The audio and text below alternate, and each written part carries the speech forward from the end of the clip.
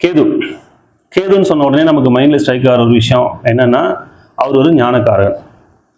Okay, அந்த ஞானம்னா என்ன, அந்த ஞானத்தை நமக்கு எப்படி கொடுக்கிறார், அந்த ஞானம் நமக்கு கிடைக்க வேண்டிய அவசியம் என்ன, இதை ஃபர்ஸ்ட் நம்ம தெரிஞ்சுக்கணும். ஞானம் அப்படின்றது பெரிய விஷயம்லாம் ஒன்றும் இல்லைங்க. நம்முடைய உணர்வு மேன்மை அடையும் பொழுது ஞானமா மாறுது. இப்போ உடல், மனம், ஆன்மா அப்படின்ற 3 விஷயங்கள் இருக்கு. அதே போல அறிதல், புரிதல், உணர்தல், இது 3 அது கூட கனெக்ட் ஆகுது. எப்படின்னா, ஒரு விஷயம் தெரிஞ்சுக்கிறோம், அதுக்கு பேர் அறிவு, அறிதல். இது உடல் சம்பந்தப்பட்ட விஷயம். அதே போல சில விஷயங்கள் நமக்கு புரியும் பொழுது அது மனசு சம்பந்தப்பட்ட விஷயம். சில விஷயங்களை நம்ம உணர முடியும், அது நம்ம ஆன்மா சம்பந்தப்பட்டது. அப்படின்னா ஒரு விஷயம் உணர முடியும்னா அது ஆன்மீகமா மாறுது. அந்த உணர்வு மேன்மை அடையும் பொழுது ஞானமா மாறுது. இப்போ உதாரணத்துக்கு, நெருப்புல கை வச்சா சுடும் அப்படின்னு நமக்கு தெரியும். இது அறிவு, இது உடல் சம்பந்தப்பட்ட விஷயம். அதே போல யாராவது தெரியாம நெருப்புல கை வச்சுட்டாங்க, அவங்க மேல நெருப்பு பட்டுடுச்சுன்னா அவங்க வேதனையில துடிக்கிறாங்கன்னா, அது நமக்கு அட் பிரசன்ட்ல என்ன நடக்குதுன்றதை நம்ம அப்சர்வ் பண்றோம் இல்லையா, இது புரிதல், இது மனசு சம்பந்தப்பட்ட விஷயம். அதே போல யாருக்கு அடிபட்டதோ அந்த இடத்துல நம்ம இருந்தா, அந்த நெருப்பு நம்ம மேல பட்டிருந்தா, நமக்கு காயம் ஏற்பட்டிருந்தா அந்த வலி வேதனை எப்படி இருக்கும், அதை ஃபீல் பண்றோம்ல, உணர்தல், அது ஆன்மா சம்பந்தப்பட்ட விஷயம். இப்போ நமக்கு எந்த அளவுக்கு உணரும் தன்மை இருக்கோ அதை பொறுத்து நமக்கு ஞானம் கிடைக்கும். உணர்வு அப்படின்ற விஷயம் எல்லாருக்கும் கிடைக்காது, எல்லாராலையும் எல்லா விஷயத்தையும் உணர முடியாது. அந்த உணரக்கூடிய தன்மையை தான் கேது பகவான் நமக்கு கொடுக்கிறாரு. அப்ப எந்த அளவுக்கு நம்ம உணரும் தன்மை நமக்கு அதிகரிக்குதோ அந்த அளவுக்கு ஞானம் நமக்கு சீக்கிரம் கிடைக்கும். இப்போ இந்த கேது பகவான் நமக்கு 2 வகையில இந்த உணர்வுகளை கொடுக்கிறார். ஒண்ணு, யாருக்கோ நடக்கக்கூடிய ஒரு விஷயங்களை நமக்கு நடந்த மாதிரி நம்ம உணரக்கூடிய ஒரு அமைப்பை கொடுப்பார். அது நமக்கு நடந்திருக்காது, யாருக்கும் நடக்கும். ஆனால் அதை பார்க்கும்பொழுது நம்ம அந்த விஷயத்தை உணர முடியும். அதனால நம்ம வாழ்க்கையில் நிறைய விஷயங்களை நம்ம மாற்றிக்க முடியும். அது எப்படிங்க யாருக்கும் நடக்கக்கூடிய விஷயத்த நம்ம உணர முடியும் அப்படின்னா, ஒரு சின்ன எக்ஸாம்பிள் சொல்கிறேன். எல்லாருமே நம்ம ஏதோ ஒரு கட்டத்தில் கனவு காண்டிருப்போம். அது நல்ல கனவோ கெட்ட கனவோ, ஏதோ ஒரு சூழல நிச்சயமாக நம்ம கனவு வந்திருக்கோம். அந்த கனவுல நம்ம செய்யக்கூடிய செயல்கள், நமக்கு நடக்கக்கூடிய விஷயங்கள் எதுவாக வேணா இருக்கலாம். அது எல்லாமே அந்த கனவு கலையிற வரைக்கும் அது கனவு தான் நமக்கு தெரியாது. உண்மையிலே நமக்கு நடக்கக்கூடிய விஷயங்களா தான் நமக்கு இருக்கும். இப்போ பெரிய பள்ளத்துல இருந்து நம்ம தெரியாம தவறி விழுற மாதிரி ஒரு கனவு இருக்கு அப்படின்னா, உண்மையிலேயே நம்ம தவறி விழுகிற மாதிரி தான் நமக்கு ஒரு உணர்வு இருக்கும். ஒரு ராஜாவா இருக்கிறோம், ஒரு பெரிய பணக்காரரா இருக்கிறோம், நிறைய பேருக்கு நிறைய உதவி செய்யறோம், நிறைய தர்மங்கள் செய்யறோம், இல்ல நமக்கு தெரியாத ஒரு வேலையை செய்யறோம். இப்போ இதெல்லாம் செய்யும்பொழுது, கனவுல நடக்கும் பொழுது அது உண்மையிலேயே நம்ம செய்யக்கூடிய உணர்வு நமக்கு கிடைக்கும். அது போலதான் யாருக்கோ நடக்கக்கூடிய ஒரு விஷயத்த நமக்கு நடந்த மாதிரி ஒரு உணர்வை அவர் கொடுப்பார். அப்படி கொடுக்கும் பொழுது நம்ம வாழ்க்கையில கர்ம வினைகளை தீர்க்கிறதுக்கோ, திரும்ப துஷ்கர்மங்கள் நம்ம சேர்க்காம இருக்கிறதுக்கோ ஒரு வழியா இருக்கும்.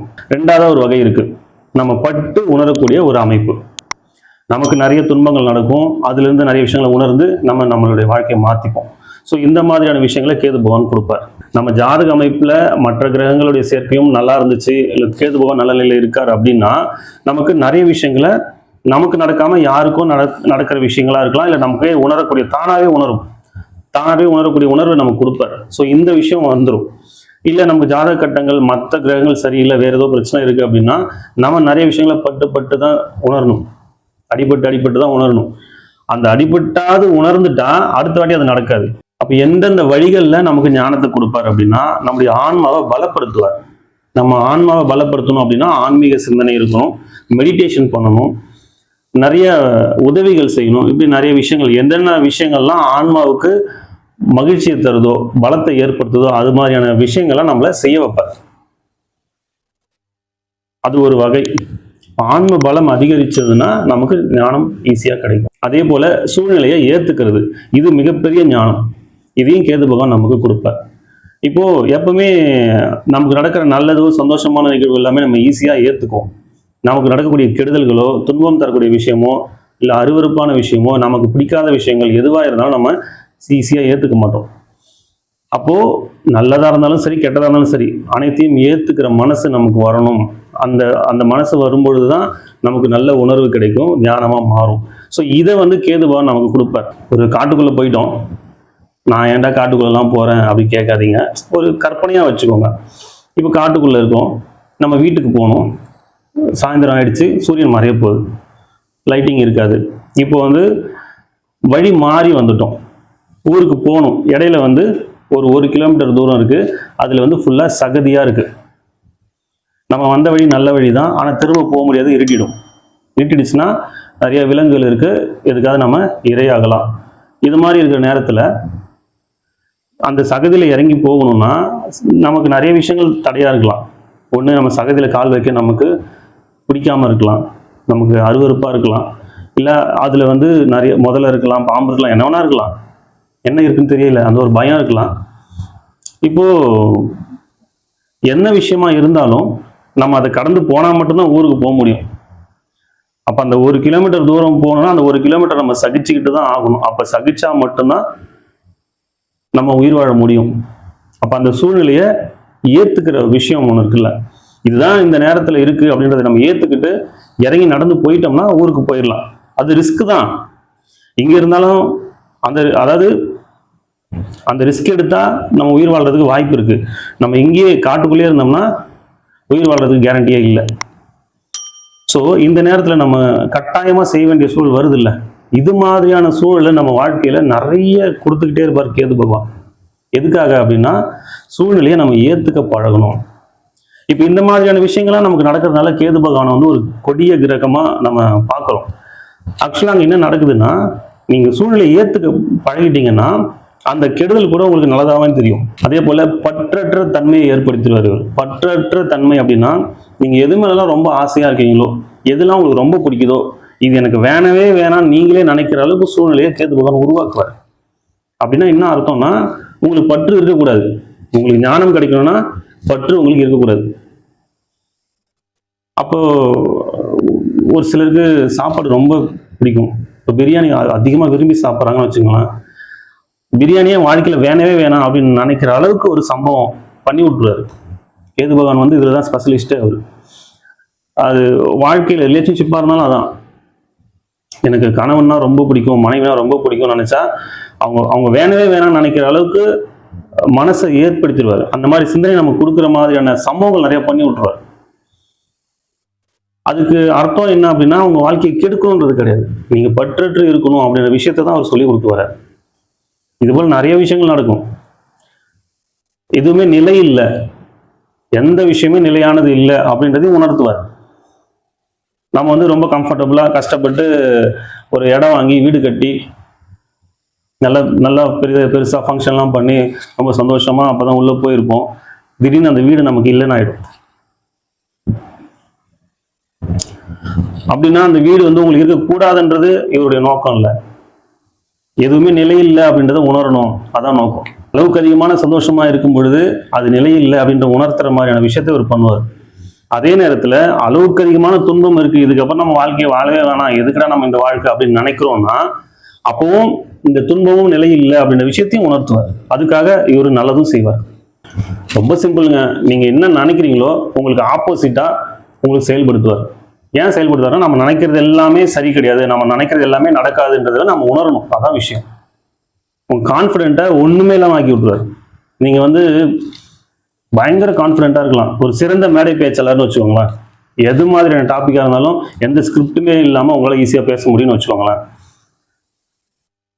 ஒரு சின்னதா ஒரு மீட்டிங் இருக்கும். அந்த மீட்டிங்ல வந்து ஒரு சின்ன விஷயம் தான் நீங்க பேச வேண்டியது இருக்கும்.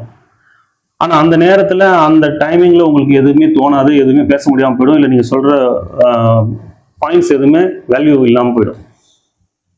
அப்ப நீங்க வந்து நம்ம என்ன எவ்வளவு பெரிய விஷயமாலும் ஈஸியா நம்மளால பண்ண முடியும், ஆனா இந்த விஷயம் நம்மளால முடியாம போயிடுச்சு அப்படின்னு சொல்லி உங்களையே நீங்க சந்தேகப்படுற மாதிரியான விஷயத்த கொடுப்பாரு. அப்படின்னா என்ன அர்த்தம்? யானைக்கும் அடிசருக்கும் அப்படின்ற விஷயத்தான் உணர்த்த வர்றாரு. எல்லாமே நம்மளால செய்ய முடியாது, நீங்க கான்ஃபிடன்ட் நம்பிக்கைன்றது வேற, எதுவுமே நிலை இல்லைன்றது வேற. அந்த நிலையில்லாத தன்மையை நம்ம உணரணுன்றது தான் உணர்த்துவார். ஏன் இதெல்லாம் அவர் பண்றார் அப்படின்னா, இப்போ நவகிரகங்களுக்கு ஒவ்வொருத்தருக்கும் ஒரு வேலை இருக்கு. அதுல கேது பகவானுடைய வேலையே மனிதர்களுக்கு ஞானத்தை கொடுக்கணும். ஞானம் ஏன் வரணும்? நமக்கு ஞானம் வந்துச்சுன்னா நம்ம மூலமா எந்த துஷ்கர்மமும் நடக்காது, நம்மளால எந்த பாவமும் நடக்காது. அப்ப எந்த பாவமும் நடக்காம இருந்தா நம்ம கர்ம வினையை தீர்க்க வேண்டிய அவசியங்கள் இல்லாமல் போயிடும். அப்ப திரும்ப பிறவா நிலையை நம்ம அடைய முடியும். அப்படின்னா நம்ம வந்து பிறவா நிலையை அடையணும்னா நமக்கு ஞானம் வேணும். அதனால இவர் நமக்கு ஞானத்தை கொடுக்குறாரு. ஞானத்தை கொடுக்கும் பொழுது நம்ம நிறைய விஷயங்களை உணர்றதுக்காக துன்பங்களை நமக்கு கொடுக்குறாரு. அப்போ இவருடைய மோட்டிவ் பார்த்தீங்கன்னா நம்ம உணரணும், அவ்வளவுதான். ஓகே, நம்ம இது பண்ணதுனால இப்படி ஆயிடுச்சு, இனிமேல் நம்ம இதை செய்யக்கூடாது, இப்படி இருக்கணும் அப்படின்ற விஷயத்த நம்ம உணர்ந்துட்டோம்னா அடுத்த வாட்டி இதே நிகழ்ச்சி நடக்காது. ஒரு துன்பம் நமக்கு கொடுக்குறாருன்னா நம்ம அதுல இருந்து எதையுமே கத்துக்கல. இப்போ சூழ்நிலையை ஏத்துக்கணும்னு வச்சுக்கோங்களேன். நம்ம சூழ்நிலையை ஏத்துக்கல, திரும்ப திரும்ப அதே மாதிரியான துன்பங்கள் நமக்கு கொடுத்துக்கிட்டே தான் இருப்பாரு. அப்பனா நம்ம ஏத்துக்கிட்டோம், சூழ்நிலை ஏத்துக்க பழகிட்டோம் அப்படின்னா அதுக்கு அடுத்த துன்பமே நமக்கு கொடுக்க மாட்டார். அதே நேரத்துல இவருடைய வேலை அங்க முடிஞ்சு போச்சுன்னா இவர் நமக்கு அதிகப்படியான வெற்றியை கொடுப்பார். அதாவது கேது பகவான் சக்சஸ் ஆகணும். அவருடைய மோட்டிவ் வந்து நமக்கு ஞானம் கொடுக்குறது. நம்ம ஞானம் கொடுக்கறது ஃபுல்லா நம்ம ஞானி ஆக தேவையில்லை. அதை ஏத்துக்கு நம்ம ரெடி ஆகிட்டோம் அப்படின்னாலே நமக்கு நிறைய விஷயங்களை அள்ளி அள்ளி கொடுப்பாரு. அப்படின்னா கேது பகவானுடைய அருள் நமக்கு வேணும். நம்மளை கஷ்டப்படுத்தி நமக்கு எந்த விஷயத்தையும் உணர வைக்காம தானாவே நம்ம நிறைய விஷயங்களை உணர மாதிரியான அமைப்பு அவர் நமக்கு கொடுக்கணும். அப்படின்னா சில விஷயங்கள் நம்ம செய்யலாம். பரிகாரம் மாதிரினா சில ஸ்லோகங்கள் கூட சொல்லலாம். இப்போ வந்து விநாயகருக்கு ஒரு ஸ்லோகன் சொல்லலாம். என்னன்னா, அம்மை அப்பன் அறிந்துணர்த்தும் அரியமா கடவுள் கணேசன் தாள் போற்றி, யாதும் அறியா மாந்தர் மாயை நீக்கி ஞானம் அருளும் ஞான கொழுந்தே போற்றி, தடையேதும் இல்லாமல் தொட்டது துலங்கிட ஐயம் கலைந்து காத்தருள்வாய் ஐங்கரனே போற்றி போற்றி. இது வந்து விநாயகருக்காக தினமும் காலையில சொல்லலாம். எப்பெல்லாம் டைம் இருக்கோ அப்போ சொல்லலாம். அதே நேரத்தில் கேது பகவானுக்கும் ஒரு ஸ்லோகன் சொல்லணும். சிம்பிளா, ஞான காரகனே போற்றி, ஆன்மீகம் உணர்த்துபவனே போற்றி, பட்டறிவு குறைத்து கேள்வி ஞானம் தந்து அருள் புரிவாய் கேது பகவானே போற்றி. இது மட்டும் சிம்பிளா சொன்னாலே போதும். ஆனா என்னன்னா டெய்லி சொல்லணும். தினமும் காலையில குளிச்சுட்டு நீங்க சொல்லுங்க, நிச்சயமா கேது பகவானுடைய அருள் உங்களுக்கு கிடைக்கும். 3ஆம் வீட்டில் கேது பகவான். 3ஆம் வீடுன்னு சொன்னாலே தைரியஸ்தானம், காரியஸ்தானம், வீரியஸ்தானம் சொல்லுவாங்க. போகஸ்தானம் கூட அது. இப்போ 3ஆம் வீட்டு அதிபதியும் கேதுவும் நல்ல நிலையிலையோ இல்லை ஜாதகத்துக்கு சாதகமான நிலையில இருந்தால் நிச்சயமா ஒரு நல்ல பலனை கொடுப்பாங்க. ஏன்னா 3ஆம் வீடு வந்து நம்ம யாராலையும் ஜட்ஜ் பண்ண முடியாத அளவுக்கு நல்லதை கொடுக்கக்கூடிய இடம் அது. நான் பார்த்த வரைக்கும் 3ஆம் வீட்டு அதிபதி இது வந்து ஜாதகருக்கு வந்து ஒரு அளவுக்கு அதிகமான நன்மையை செய்யக்கூடிய இடமா தான் இருக்கு. சில சங்கடங்கள் இருக்கும், ஆனால் அதெல்லாம் தாண்டி வரும்பொழுது எதிர்பார்க்காத அளவுக்கு நல்ல விஷயங்களை 3ஆம் வீடு கொடுக்குது. ஸோ அதில் கேது பகவான் இருக்கும்போது கேது பகவான் வந்து யாராலையும் ஜட்ஜ் பண்ண முடியாத அளவுக்கு ஒரு சிறப்பான பலனை கொடுப்பார். சாதாரணமாக சொல்லிடுறோம், அவர் வந்து ரொம்ப கொடிய கிரகம், அவர் வந்து இப்படி கஷ்டப்படுத்துவார் அப்படி கஷ்டப்படுத்துவார்னு. ஆனால் அப்படிலாம் இல்லை. அவர் வந்து இவ்வளோதான் கொடுப்பாருன்னு யாராலையும் ஜட்ஜ் பண்ண முடியாது. குரு என்ன கொடுப்பாருன்னு சொல்லிடுவாங்க, சனி பகவான் என்ன கொடுப்பாருன்னு சொல்லுவாங்க. ஆனால் கேது பகவான் கொடுக்குற விஷயத்த யாராலையும் சொல்ல முடியாது. ஸோ முயற்சி, அளவுக்கு அதிகமான முயற்சியை கேது பகவான் கொடுப்பாரு. முயற்சி அப்படின்னா எப்படி இருக்கும்னா, இப்போ ஒரு குழந்தை வந்து ஒரு பக்கத்தில் ஒரு சின்னதாக சோஃபா இருக்குது, அது மேலே ஏறி அந்த சோஃபா மேலே ஏறி நின்று அங்கேருந்து ஒரு டேபிள் மேலே ஜம்ப் பண்ணி ஏறி உட்கார ட்ரை பண்ணுது. கொஞ்சம் அது அந்த குழந்தைக்கு அது கொஞ்சம் கஷ்டமான வேலை தான். ஆனால் ஃபஸ்ட் டைம் ட்ரை பண்ணுது, கீழே விழுந்துருது. செகண்ட் டைம் ட்ரை பண்ணுது, கீழே விழுது. தொடர்ந்து 10 முறைக்கு மேலே ட்ரை பண்ணுது, கீழே ஒரு முறையும் விழுந்துக்கிட்டே தான் இருக்குது. விழும்போது கீழே விழுந்து அடிபடுது, அது அழுகுது, வலி தாங்க முடியல, அழுதுகிட்டே திரும்ப அந்த முயற்சியை பண்ணிக்கிட்டே இருக்கு. கடைசியில் ஏறி உட்காந்துருது. அதாவது 2 முறை முயற்சி பண்ணி விட்டுடலாம், இல்லை அடிபடும் போது வலிக்குது அழுதுகிட்டு அப்பயாவது விட்டுடலாம். ஆனால் விடலை. எவ்வளோ அழுதாலும், எவ்வளோ முடியலனாலும், எவ்வளோ வலிச்சாலும் திரும்ப திரும்ப அந்த முயற்சியை கம்ப்ளீட் பண்ணி அது என்ன செய்யணும்னு நினச்சதோ அதை செஞ்சு முடிச்சிருச்சு அந்த குழந்தை. இது வந்து ஒரு வீடியோவில் பார்த்தேன். அது மாதிரி இவங்க வந்து அளவுக்கு அதிகமான முயற்சி இருக்கும். அவங்க ஒரு விஷயத்தை செய்யணும் முடிவு பண்ணிட்டாங்கன்னா அது எத்தனை முறை தோல்வி ஆனாலும் திரும்ப திரும்ப அதை செஞ்சு முடிக்கிற வரைக்கும் ஓய மாட்டாங்க. இவங்களுக்கு நிறைய பூமி விருத்தி ஆகும், லாபம் நிறைய வரும். ஒரு எழுத்து சம்மந்தப்பட்டது, பேப்பர் சம்மந்தப்பட்டது, செய்திகள் சம்மந்தப்பட்டது, ஒரு எழுத்தாளராக இருக்கிறது, செய்தி அதிகாரியாக இருக்கிறது, இது மாதிரியான விஷயங்கள்லாம் இவங்களுக்கு அமையும். அது மூலமாக நிறைய லாபம் கிடைக்கும் உங்களுக்கு. இந்த மாதிரி விஷயம்லாம் வந்து வேலையை தான் செய்யணும்னு அவசியம் இல்லை. ஜென்ரலாகவே இதுக்கு ரிலேட்டடாக ஏதாவது ஒரு நிகழ்ச்சி அவங்களுக்கு அவங்க லைஃப்பில் ஏதாவது ஒன்று இருக்கும்.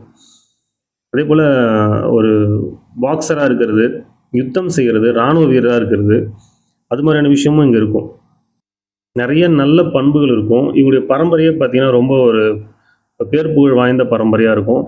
இவங்களுக்கு வந்து இளைய சகோதரர் சகோதரிகள் அவங்க மூலமாக இவங்களுக்கு நல்ல பலன்கள் இருக்கும். அவங்களுக்கு இவங்க ரொம்ப நல்லா சப்போர்ட்டாக இருப்பாங்க. இவங்களுக்கு ஒரு ஃபோர்ஸ்னஸ் இருக்கும். இவங்க ஒரு செயல் செய்கிறாங்கன்னா வெளியிலேருந்து பார்க்கும்பொழுது அவங்க வந்து ரொம்ப ஈஸியாக செய்கிற மாதிரி தெரியும். பார்க்குறதுக்கு ரசிக்கிற மாதிரி இருக்கும். அதே வேலையை வேறு யாராவது செஞ்சாங்கன்னா ரொம்ப கஷ்டமாக இருக்கும். அப்படின்னா இவங்க கஷ்டப்பட்டு செய்யலை, அவங்களுக்கு அது வரும். அது ரொம்ப ஈஸியாக அவங்களால செய்ய முடியும்.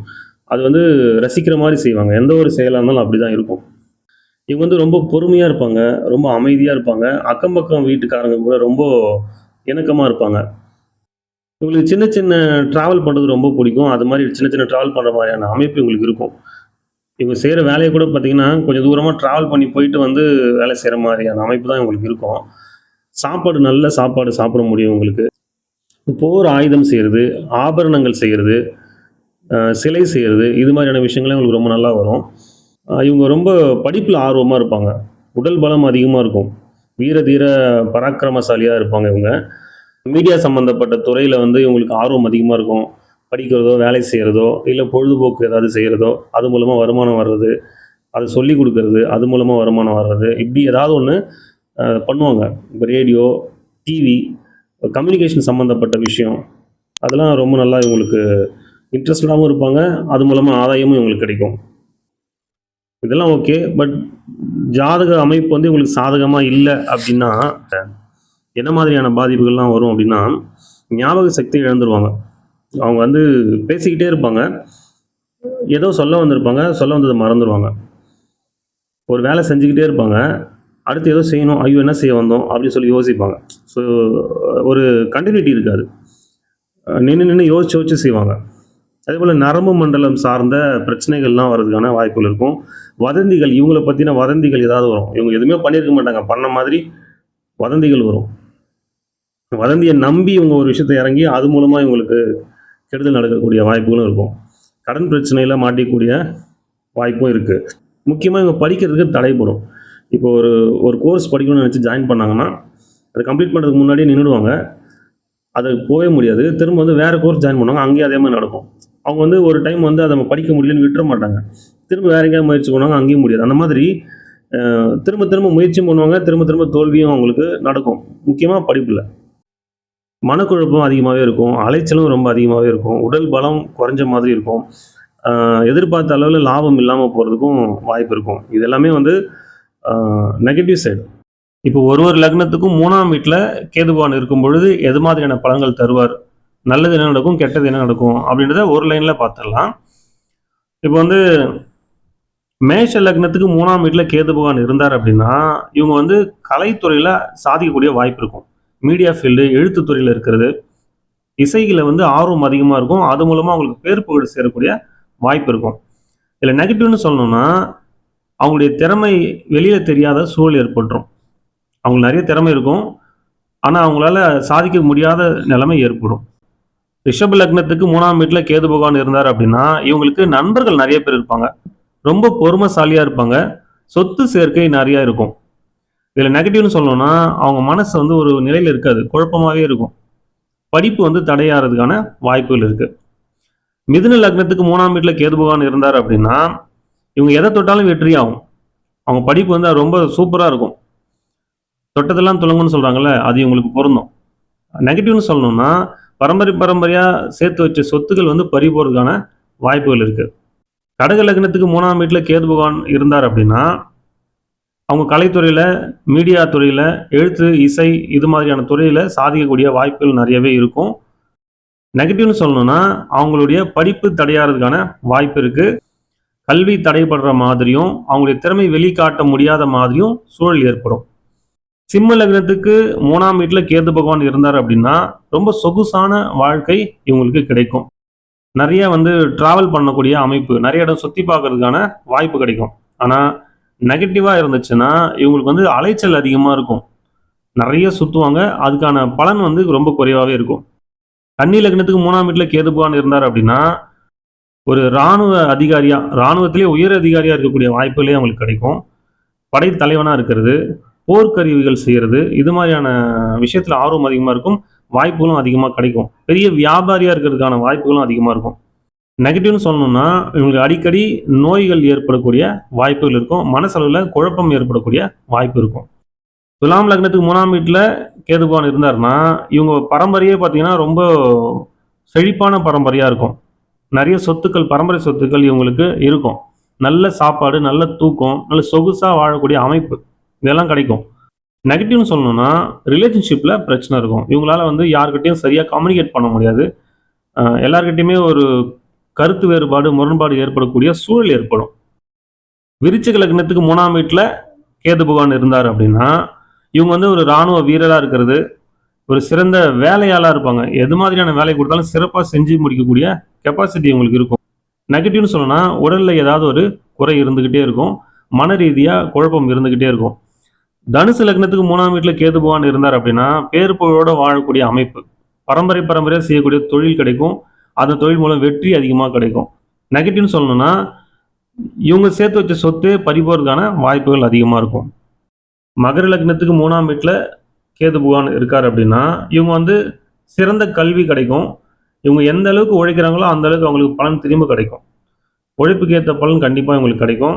உழைப்பால் உயரக்கூடிய வாய்ப்பும் இவங்களுக்கு அதிகமாக இருக்கும். இவங்களுக்கு நெகட்டிவ்னு சொல்லணும்னா ஞாபக மறதி அதிகமாக இருக்கும். நிறைய மனக்குழப்பங்கள் இருக்கும். கும்ப லக்னத்துக்கு 3ஆம் வீட்டில் கேது பகவான் இருந்தார் அப்படின்னா இவங்க பெரிய பெரிய வியாபாரங்கள் செய்யக்கூடிய வாய்ப்புகள் இருக்கும். சின்ன வியாபாரம்லாம் இல்லை, ரொம்ப பெரிய லெவலில் வியாபாரம் பண்ணுவாங்க. நிறைய பயணம் செய்யக்கூடிய வாய்ப்பு இருக்கும். மீடியாவில் ஃபேமஸ் ஆகிறதுக்கான வாய்ப்புகள் அதிகமாக இருக்கும். நெகட்டிவ்னு சொல்லணும்னா அவங்களுடைய நிலம் இழக்கக்கூடிய சூழல் ஏற்படும். சொத்து ஜாக்கிரதையாக பார்த்துக்கணும். நண்பர்கள் எதிரியாகிறதுக்கான வாய்ப்புகளும் இருக்கும். மீன லக்னத்துக்கு 3ஆம் வீட்டில் கேது பகவான் இருந்தார் அப்படின்னா இவங்க நிறைய பயணம் பண்ணுவாங்க. நிறைய ஆபரணங்கள் சேர்க்கை இருக்கும். நிறைய சொத்து சேர்க்கை இருக்கும். இவங்ககிட்ட வேலை செய்கிறவங்க ரொம்ப விசுவாசமாக இருப்பாங்க. நெகட்டிவ்னு சொல்லணும்னா இவங்களுடைய உடலும் மனசும் ஒரு நிலையில் இருக்காது. இவங்களுடைய உடல் ஒத்துழைக்கிற நேரத்தில் மனசு ஒத்துழைக்காது, மனசு ஒத்துழைக்கிற நேரத்தில் உடல் ஒத்துழைக்காது.